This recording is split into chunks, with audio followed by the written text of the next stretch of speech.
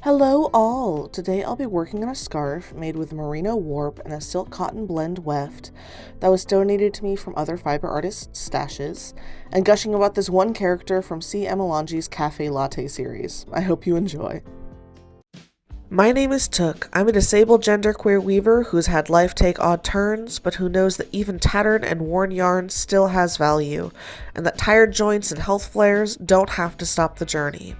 I weave exclusively with secondhand fibers, aided with adaptive warping, HR and OSHA cats, and a wonderful found family.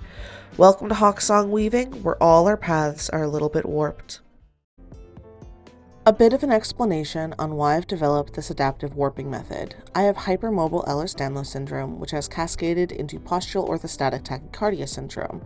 So for time's sake, know that I have joints that don't work, and if I shift positions too quickly, I get pre-syncope or pre-fainting symptoms. All of this comes with chronic pain, so for a lot of reasons, a traditional warping board doesn't work for me, along with being really expensive and taking up a lot of space in my small studio. So I use an accordion coat rack as my warping board. It's nice and neat, it contracts into a nice smaller space, and I can adjust it as I need to. And I don't need to be up and down and all around and having tachycardia, a bracing heart, that stresses out my medical alert cat Penelope. I've had people ask how a cat can be a medical alert cat, and the short answer is she wasn't trained for it, she's just got tortitude, and the longer answer is that my existence with my tachycardia and my brain fog stresses her out immensely, and she has learned the tell signs of me having a health flare and is more than willing to scream her opinion and her stress at me in order to get me to sit down.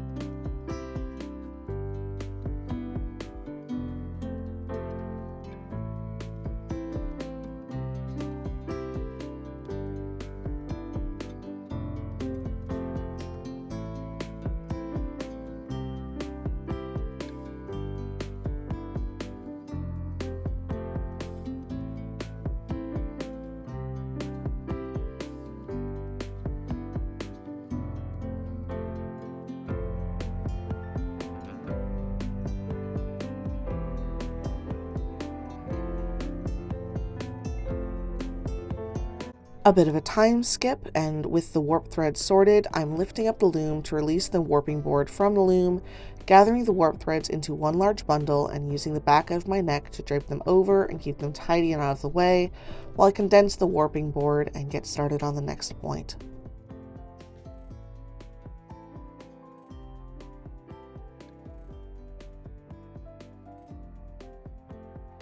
I use terry cloth towels to cushion the warp threads.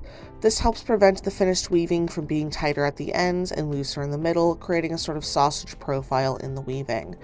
A lot of other weavers will use cardstock for this. I find that terry cloth towels work best for me. I've tried cardstock and I find it a bit too slippy for my preferences.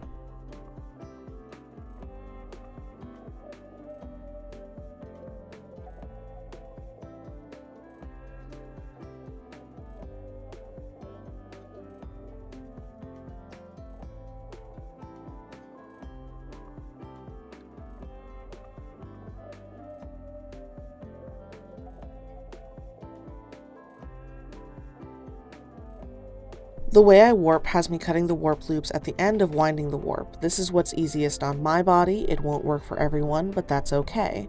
This isn't a great angle, but I'm being careful to pay attention to how the warp threads are laying on the back bar of the loom, and the right-hand thread goes through the smaller hole in the rigid heddle reed. It's not critical, and some minor mistakes aren't the end of the world, but it does make it easier to keep the tension of the warp threads even across the entire weaving.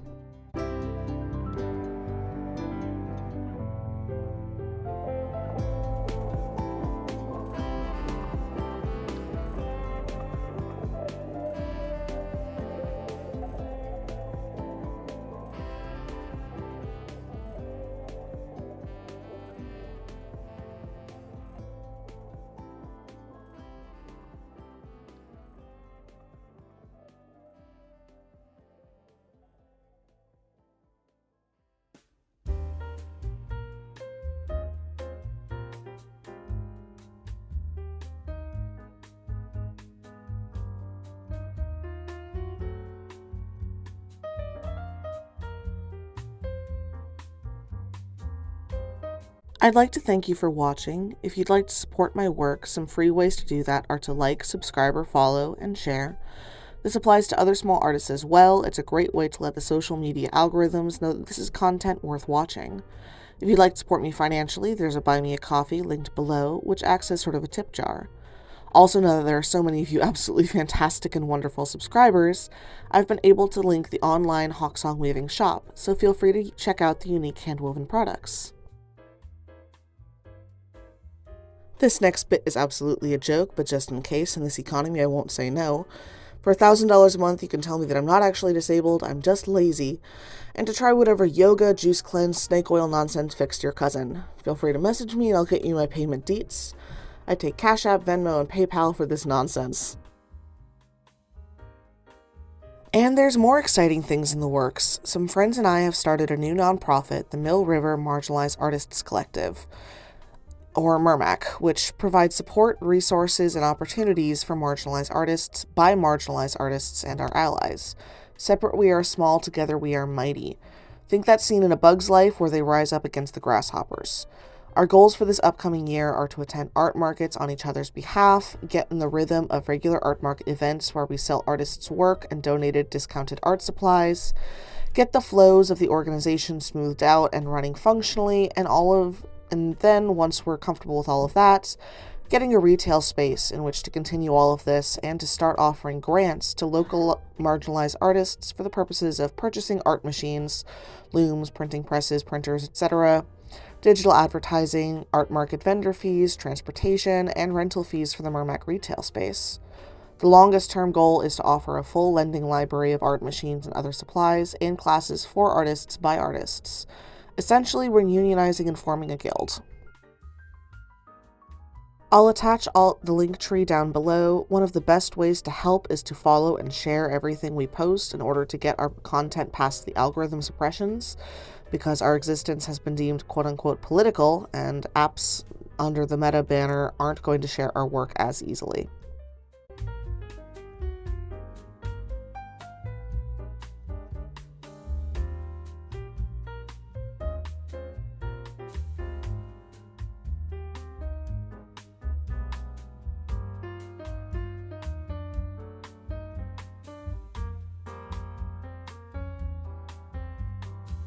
Attaching the warp to the bottom apron bar is pretty easy. I finger comb it, get it separated into bits about 4 to 5 warp threads wide, separate these bits into 2, and then do a half hitch tie to the apron bar.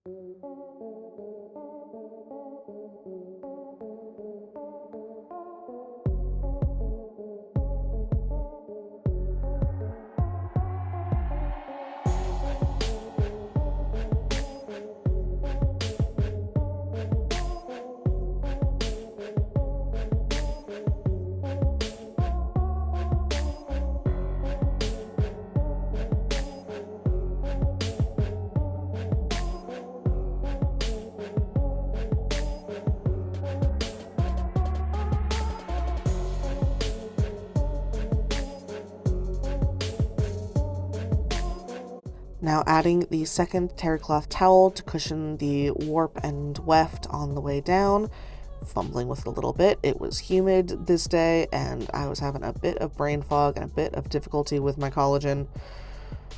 Gotta love dynamic disabilities. They are fun. But tightening things up, and you'll note, actually it's hard for others to see this, but I am being very careful to sort of brace my thumbs while I'm doing this. If you have hypermobile thumb tips and you're trying to tighten your warp, you can really easily dislocate them and get them all sorts of mangled and not fun. So either finger braces, joint braces, or like if you're able to, be careful to like internally brace and stiffen your thumbs before you're doing this.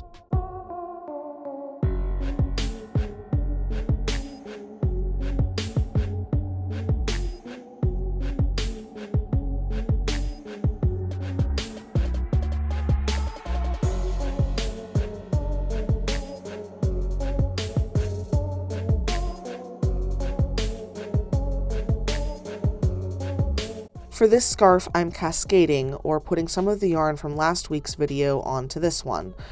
I'm going to try to remember to put the link up in the corner, but also giving myself grace if I forget. If I do forget, it's the Weaving an Elder's Mantle video, and should be fairly visible on my channel page. While I was weaving this scarf, I was binge watching the Cafe Latte series by author C.M. Alongi. If you're unfamiliar, she's on YouTube, and I cannot recommend that series enough, or Alongi's books enough. But this scarf reminded me of one particular character. The Iron Witch, the Lavender Princess, the war criminal turned teacher and advocate, the cafe owner, the one, the only, Bob.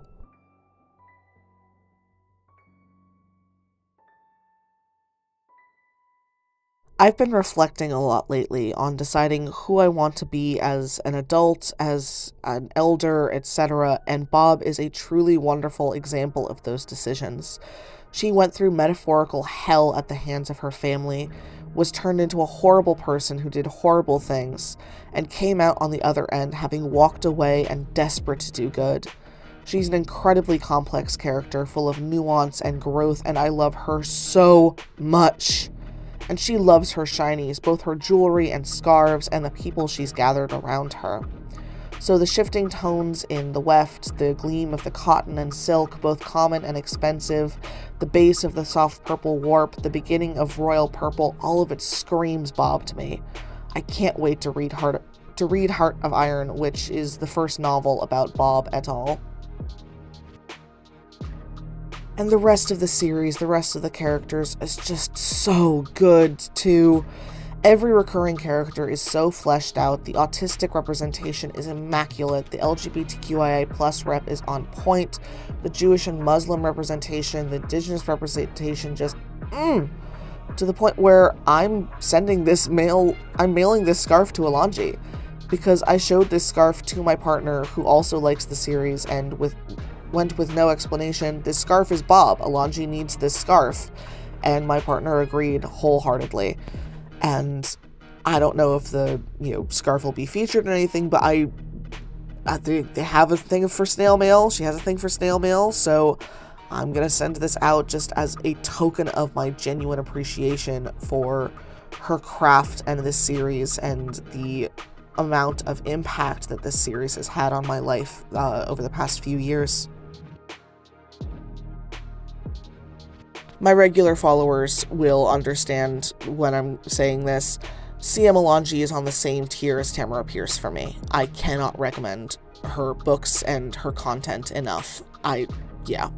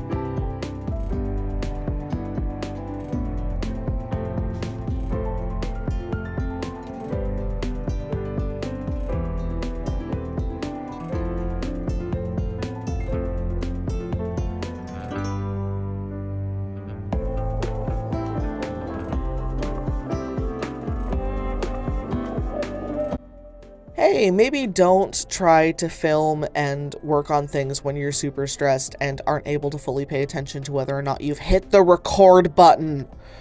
But tying off the scarf fringes, I prefer to do 2x2 warps tied into a fringe of 4, but will do a double sliding knot of 3 if I don't have a wide enough warp.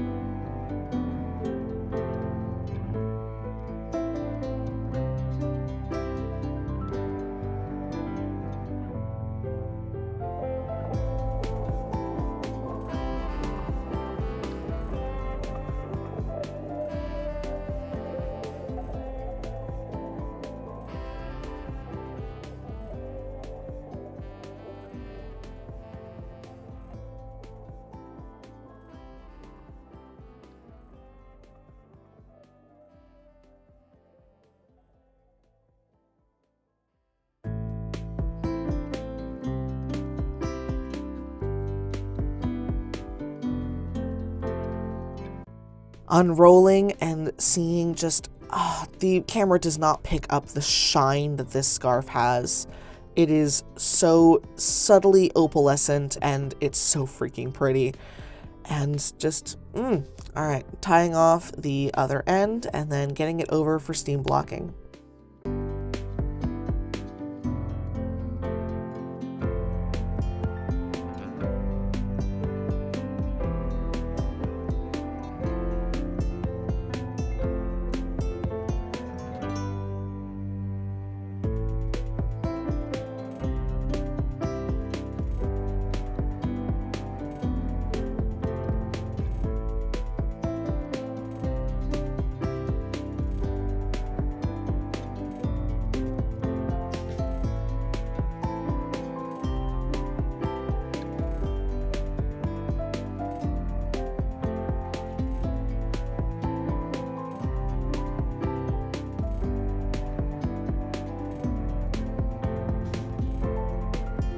I steam block my wool blend scarves. This helps the wool fibers to soften into each other and relax into the weave.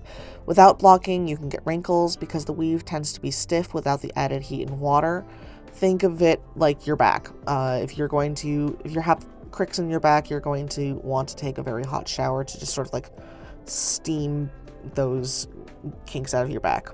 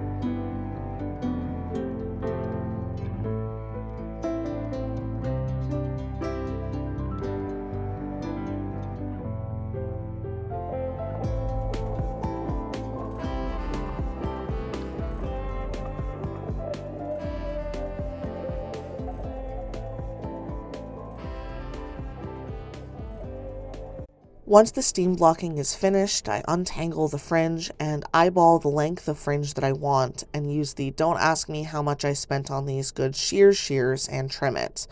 The final step is between half an hour and 45 minutes of tying the fringe knots. Because this is a fluffier merino, I had to be a lot more firm with the knots, for lack of a better term. You'll see what I mean when I'm actually getting to cutting and tying things off.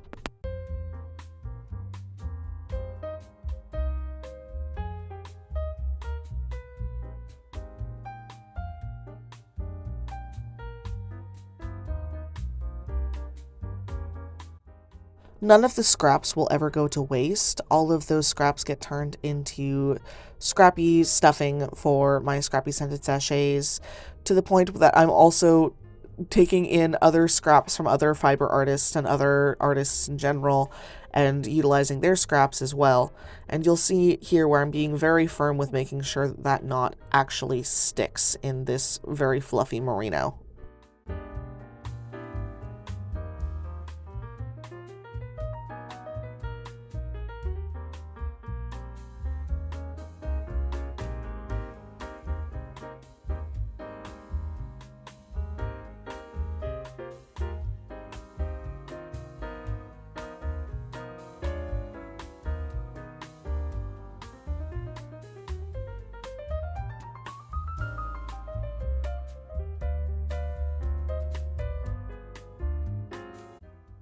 Thank you for coming along as I wove this scarf and info dumped about one of my favorite characters. I'm so glad for the odd turn that your path took that brought you here.